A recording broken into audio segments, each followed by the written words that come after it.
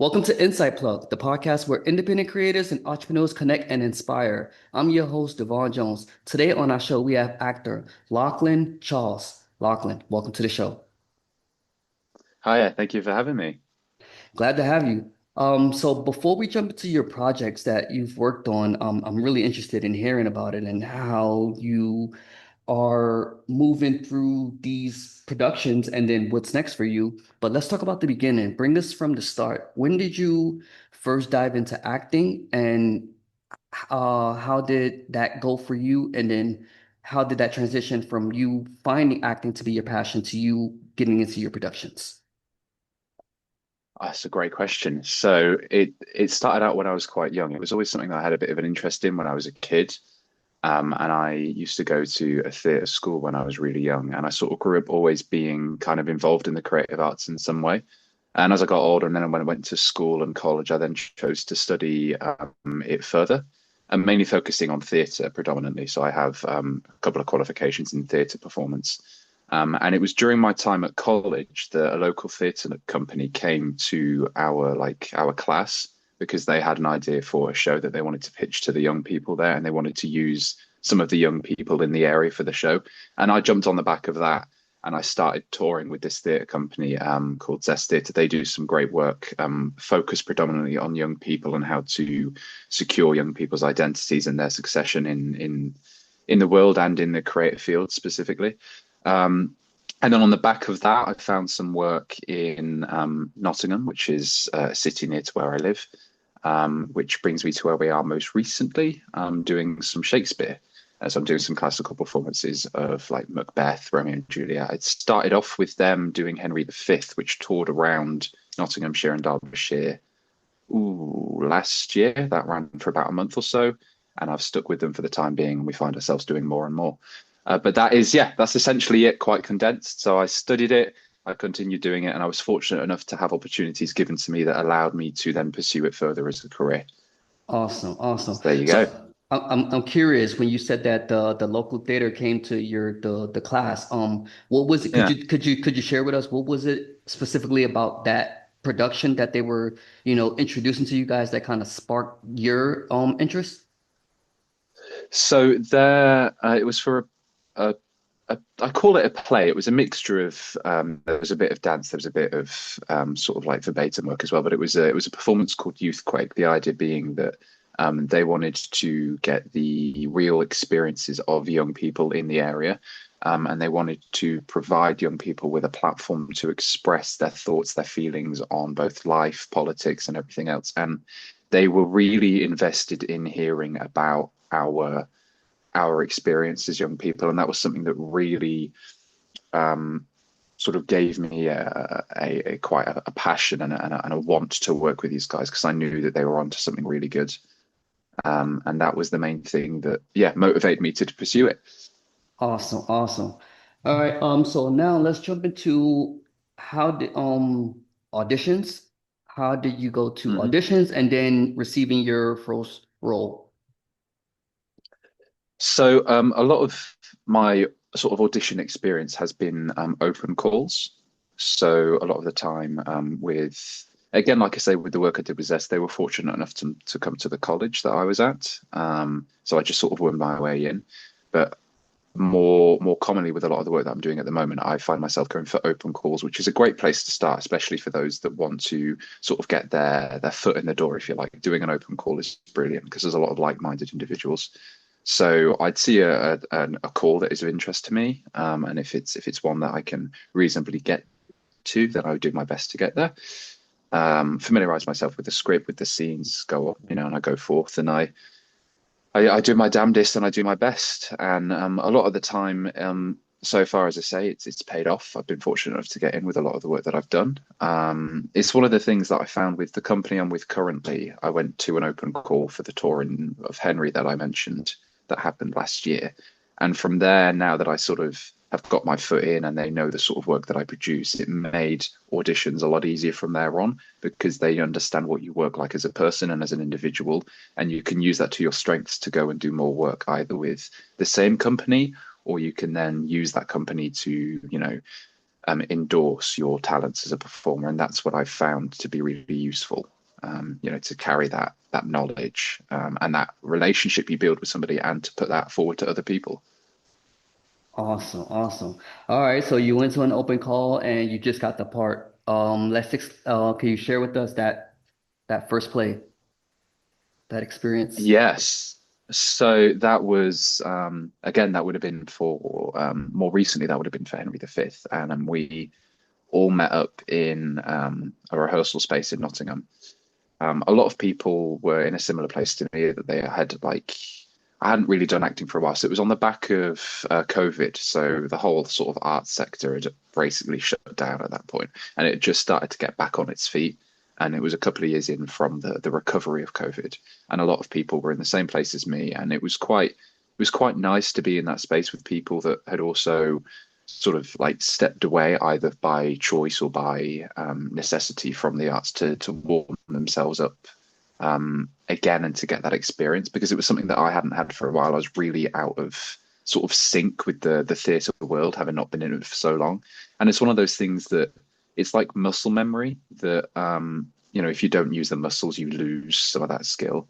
And I was feeling like I was losing some of that. And I came into the rehearsal space, and everybody was incredibly welcoming, and everyone, as I say, was of a similar mind. And that was really encouraging to walk in and everyone sort of understand where you're coming from. And it made the process so much easier, because you knew that, we're all in the same boat. Um, and it was a really good rehearsal process. We ran through multiple scenes. We both as individual work and as a group. So we were given a couple of scenes to read through. There was a monologue, the iconic "Once more into the breach, dear friends, once more" from Henry V. We were given that to perform ourselves, and then there was a couple of scenes we were given to do to see how we perform as a group, because it's one of the vital things as an actor that it's great if you can perform on your own and you can do a monologue really well, but if you can't act alongside your castmates very well, then you're in trouble, because you'll always have another castmate on with you unless you're a one-man show. So they always like to test what you're like as an individual and what you're like in a group of people, and how well you act with others.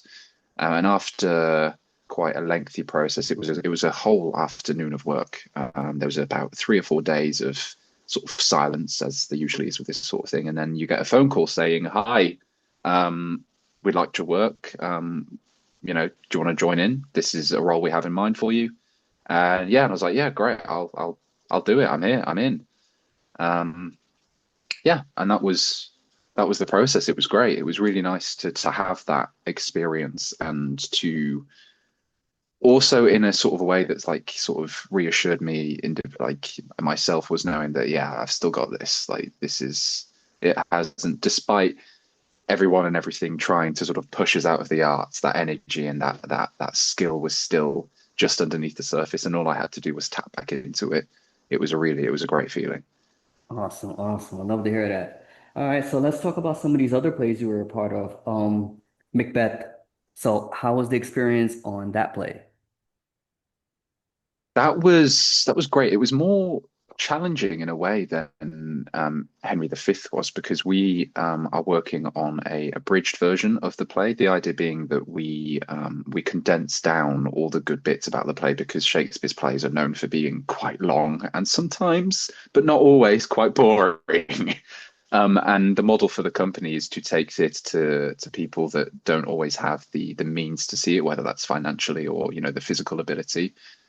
We aim to make theatre as accessible as we can. So by shortening a play down to about 50 minutes, it seems a lot less of a challenge for some people. For even those that like struggle to sit still for more than an hour, having a more condensed version of a play that gives you all of the good bits, all of the best bits. You've got all of the fights, you've got all of the that is a great thing to do. But because of all of that we sort of knew that this is what we were coming into, because we had the company had sort of posed this idea to us. It's like, right, we're going to do like we're going to do like speed run Shakespeare essentially. And it's like, okay, great, I've never done quite a like guerrilla cut of a play before, and it cuts it right down to the essentials. So you're on the stage for most of it, in fact, because there's a lot of multi-rolling as well.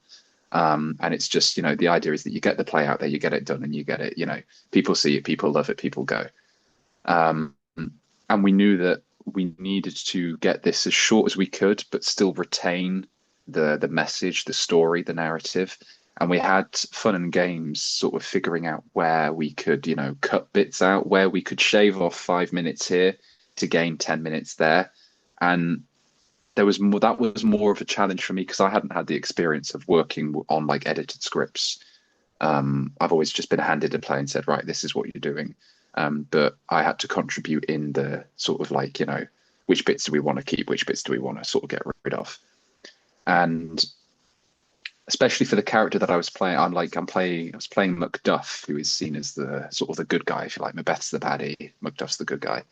And I really like Macduff's character. I really enjoy playing it. And of course, I have my own biases there that I want to have all of the good bits. Like I want to have as much as I can so I can have my moment on stage. And it was like there were sacrifices that had to be made on some of the scenes. Like there's a very iconic scene with Macduff when he finds out that his family has sort of like been slaughtered by Macbeth's men. And that scene is the scene where he finds out is quite long and it's very emotional. We stripped that right down. The whole scene in total is about a minute, 2 minutes long, whereas the original is probably closer to 6 minutes. And it's like, oh, I really don't want to cut this bit because this is such a great scene and I want to be able to have that moment. But you do it for the greater good ultimately, and it's knowing that this is to benefit us as a group. And at that point, you're working as a unit. You're not just working for yourself. And knowing that we're all here contributing to one end goal is always a great feeling because it isn't just you on your own working to produce something. And it's one of the things that I always find incredible with this sort of work. Like we're all there for the same reason. We're all there for essentially the same motivations, and you tend to be of similar minds, and you just sort of click. And it's always a great feeling when after working for ages on this one cut, we sat down, we ran it through, we did like a table read, and we were like, "Yep, that's the one." And it's such a rewarding feeling having that. And then and then to take that to the audiences and then receive it really well and not be bored by it is fantastic because the product that you've delivered has been received the way it should have been. And it's for me, like I always like to do work that has quite a tangible reward, whether that is a play where the result is the work itself, or if it's like if I'm writing something, if it's a piece of poetry, or if I'm drawing a picture, like you have that very tangible, like, yeah, I did that. And it's always great to know that can be achieved. So overall, I've been very fortunate so far to have overwhelmingly good experiences that they've been quite special. Awesome, awesome. All right, let's jump into this next one. Another Shakespeare play, Romeo and Juliet. Mhm. How was the experience on that Yeah. one? So this was actually my first sort of like leading role. I was cast as Romeo. And Romeo and Juliet is the one that everybody knows, right? Like everybody loves Romeo and Juliet. And I'd never like up until this point, I hadn't been playing like lead roles. Macduff, arguably, the play's called Macbeth, not Macduff, so Macduff isn't really the lead role. But Romeo and Juliet, however, that's a different ball game altogether. And yeah, I was again fortunate enough to be cast as Romeo, and that was quite a crazy moment. It was like, oh damn, this is my first proper role, and you can't get any more proper than Romeo. And there's so many iconic versions out there. Obviously, there's the great one with Leonardo DiCaprio. There's so many different versions, and a lot of people tend to know that one and they know his performance. And it was like, great. Now, I like doing the very typical actory thing of like wanting to avoid what's already been done, despite it being done 100 times over. It's like I'm not like I'll rewatch these versions so I can get myself like I need to understand this character. This is a big responsibility for me. And I was sat there reading and out of the sort of 2 hours, because the play is about 2 hours long. I mean, the lines there, is the 2 hours traffic of our stage. Out of the 2 hours, at least like an hour and a half of it is just Romeo. And I'm like, oh God, I'm a little bit out of my depth here. But again, like having a fantastic cast around me, like my castmates, my castmate who's playing Juliet, she's incredibly talented. And a friend of mine is actually playing Tybalt, who is Romeo's enemy. They have quite a dramatic fight scene. I'm sure you're probably familiar.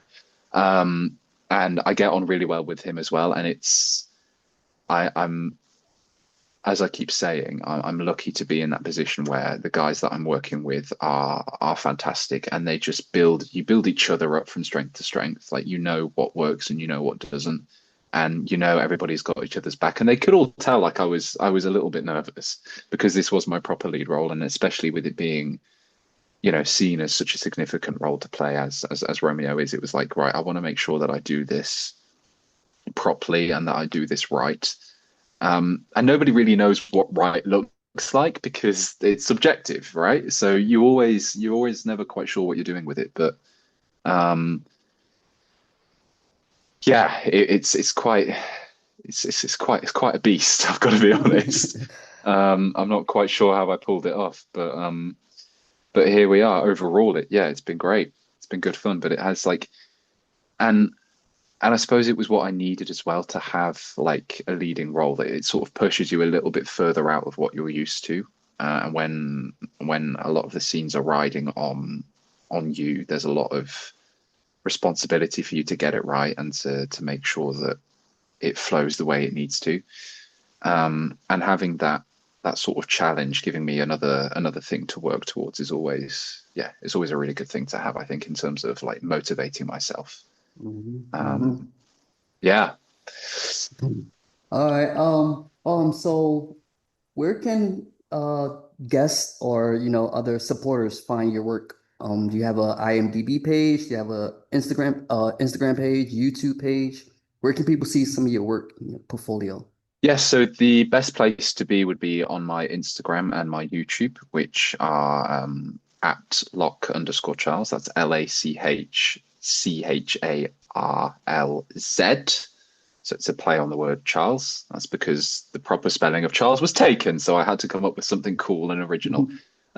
So yeah, the socials would be best. I regularly post on Instagram, and there's the occasional sort of like BTS footage from rehearsals, like behind the scenes videos, a bit of like self tapes that I like to put on my YouTube as well.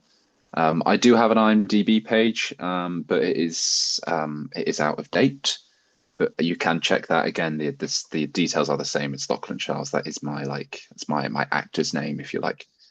But I would suggest Instagram's probably the best place. It's the where I'm most active, and I've more recently been posting. Awesome. All right, Lachlan. So you mentioned the plays that you've been a part of, and that's Hmm. a big responsibility. But what would you say so far has been your greatest achievement? Oh, my greatest achievement. That is a marvelous question. Um, ooh, I think my greatest achievement would be so far would be the tour I did last summer would have been Henry V. I wasn't playing a lead role in that. It was a bit of a filler character, and Shakespeare's known for having filler characters. But that ran for about a month, and as I said earlier, it was the first sort of proper quote unquote acting job that I'd done for a while. And I have some really fond memories of our time there. And it's one of those things that I'm sure if you've taught yourself, you sort of understand that like a lot of these people like I'd never met before. There was a couple that I sort of knew of through like my network, if you like, but I'd never really met any of them. And you meet at rehearsals, you meet at the auditions, and you're like out of the 50 odd people that you'd meet at an audition, you only really end up working with 15 or 20 of them. Um, and then and it's one of the things that always baffles me is how quickly you can get to know somebody without really knowing anything about Mhm. them. Like you spend so much time with these people like on your day to day between rehearsals and the shows, especially if you're touring for a month, that you build some really close and quite unique bonds with these individuals without really knowing much about them other than their name, their date of birth, and some of the work they've done prior to the show they're in. Um, but I think like it was it it was quite a culture shock for me to suddenly throw myself into a full touring show after not doing it for a while, and I wasn't sure at the time if I'd be able to pick it up in the way that I wanted to, having, like I said earlier, being sort of so out of practice. But when I look back at what we produced as a cast and how well it was received, it's quite a special memory for me, and it is perhaps one of the, like, even like compared to something like Romeo and Juliet, I still think like Henry V was probably my favorite experience because of the memories I have associated with it, and it's something that I will always be incredibly proud of.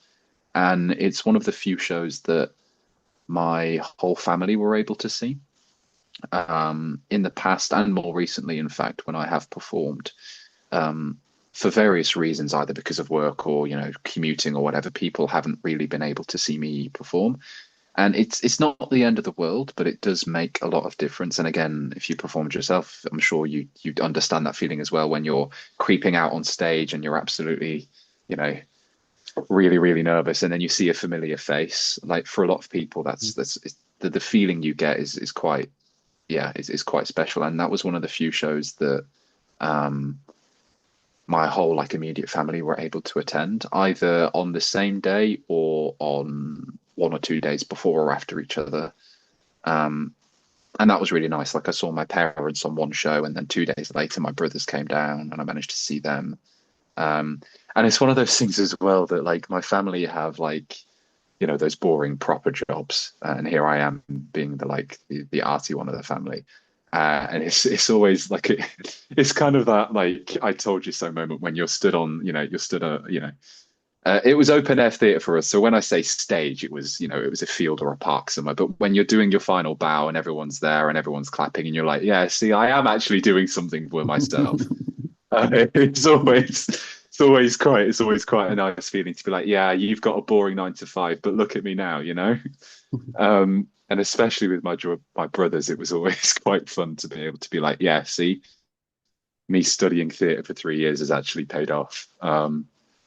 Yeah, so it's always, I think, yeah, I'll look back at that and always be quite fond of it. So that would be perhaps to date my greatest achievement. Yeah, That's great awesome. questions, man. Thank you. That's all. Yeah, yeah, thank you. I love to hear that. I love to hear the success stories where, artists and creators start, where they're currently at. Mm. And now we had our question. What's next?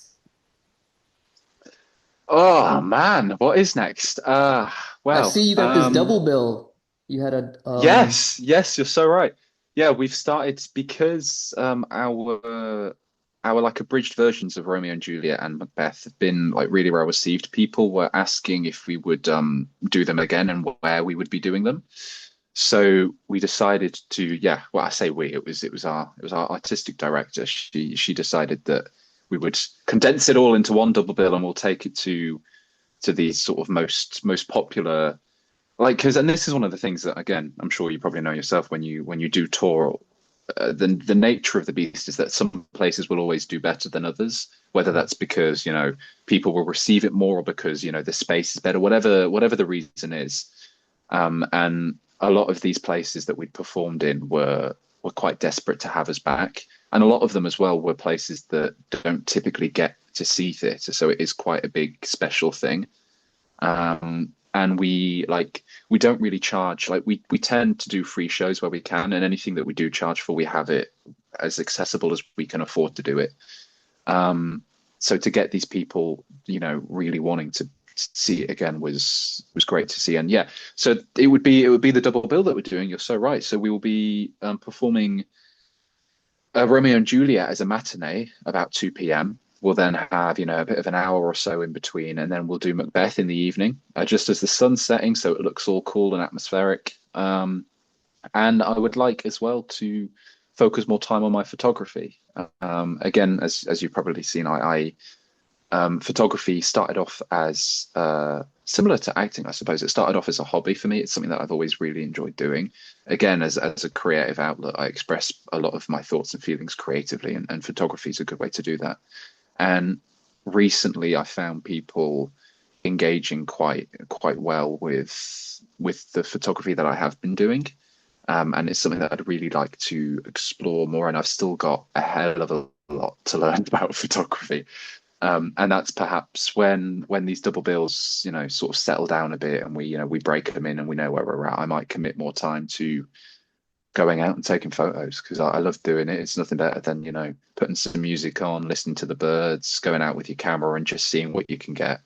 It's quite a special thing to do. And yeah, I'd like to make that. And if that can end up being a job, if you like, if that's something I can get paid for, then great. That's perhaps something to pursue. Um, but yeah, we'll see where it takes me. I'm willing to try anything, and I often do. Awesome. Yeah. And when you take that journey, we'll love to hear about it. Check out the photographs you're taking and, what inspired you to get this picture and this moment. Awesome. And, Yeah. but also, for this double bill, can you plug us into the schedule? Like, I don't know, can you share that? Like the times, the locations, if Yes. anyone don't know? Yeah, I can. So for if anyone that is in and around Nottinghamshire in the UK, it is the um, 3rd of August to the 7th of September. There are various days throughout that block that we are touring in and around Nottinghamshire. If you follow the Nottingham Shakespeare socials, which is at Notts Shakespeare, that's the theatre company I'm currently working with. There's posts on there at the moment. I will be sharing a few as well on my socials, which again is at Lock_Charles, with all of the dates and all of the venues. We've still got a few places to confirm whether or not we're going to be there. So those are earmarked dates, but as soon as we know for sure that we are performing in these spaces, those dates will be following as well. Those are towards the end of the run because at this time of year there's all sorts of stuff going on. Um, but yeah, 3rd of August, sorry, to the 7th of September. Anytime within that window, you'll be able to catch us doing this double bill. As I say, it's Romeo and Juliet to start, and it's Macbeth straight after. We are multi-rolling, so it's the same cast doing slightly different roles, which is a challenge in itself, but it's great fun to see, and even more fun to be part of. Yeah.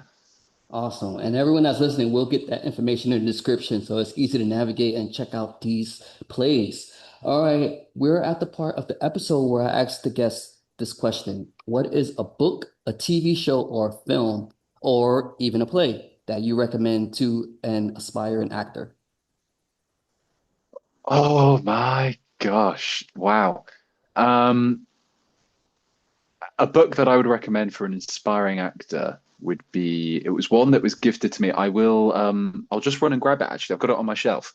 Um it is here we are. It was a book that was gifted to me from my uncle when I was studying, and it is called The Acting Book by John Abbott. That one there. I don't know how well you can see that.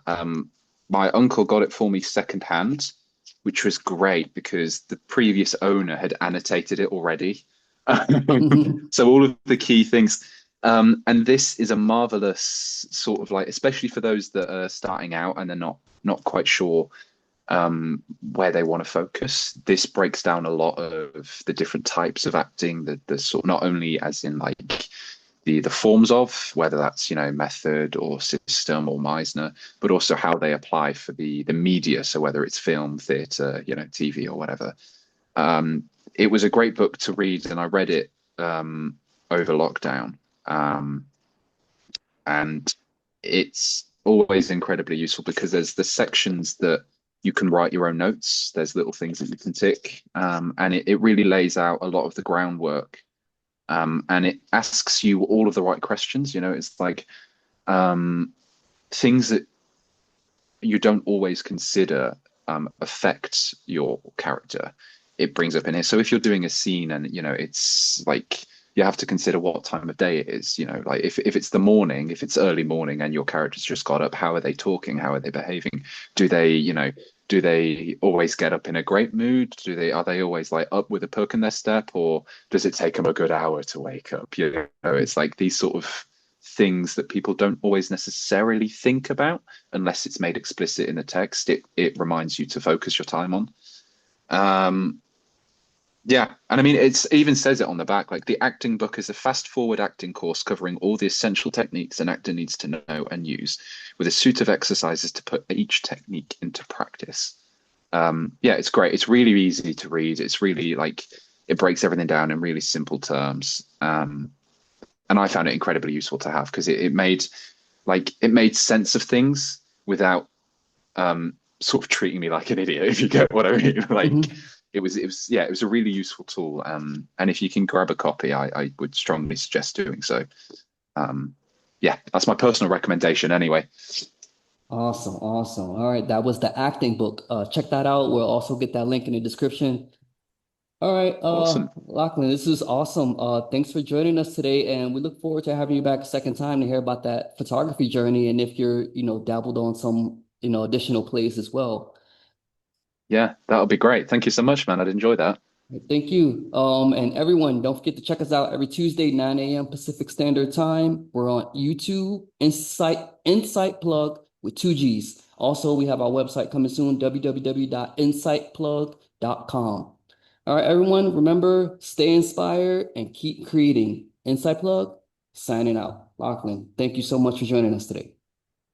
Ah, thank you, man. That was great. I really appreciate you having me.